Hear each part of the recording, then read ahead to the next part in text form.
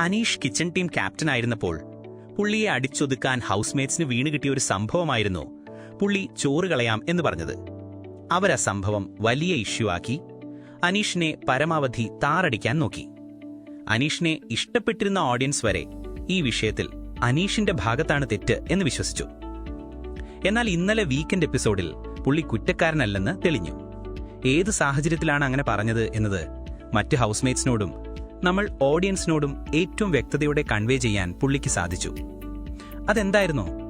ആ ദിവസം ഉച്ചയ്ക്കുണ്ടാക്കിയ ചോറ് വൈകുന്നേരമായപ്പോൾ കുറേശ്ശെ കുഴഞ്ഞിട്ടുണ്ടായിരുന്നു. ചെറുതായിട്ട് അടിയെ പിടിച്ചതുകൊണ്ട് സ്മെല്ലും വരുന്നുണ്ടായിരുന്നു. അപ്പോ ഭക്ഷണം മോശമായി എന്ന് തോന്നിയാൽ അത് കളഞ്ഞാലോ എന്ന് ചോദിക്കുന്നത് തീർത്തും സ്വാഭാവികമാണ്. അതിലെവിടെയാണ് തെറ്റ്? ഈ സ്മെല്ലിന്റെ കാര്യം അനീഷിനെ അറിയിച്ചു എന്നത് ഷാനവാസും ലാലേട്ടനോട് സമ്മതിച്ചതാണ്.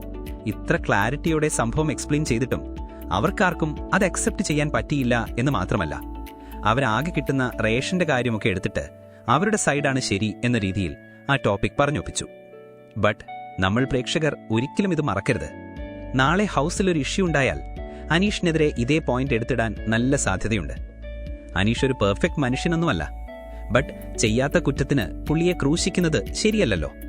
നിങ്ങൾക്ക് ഈ വിഷയത്തിൽ എന്തു തോന്നുന്നു? നിങ്ങളുടെ അഭിപ്രായം കമന്റ് ചെയ്യൂ.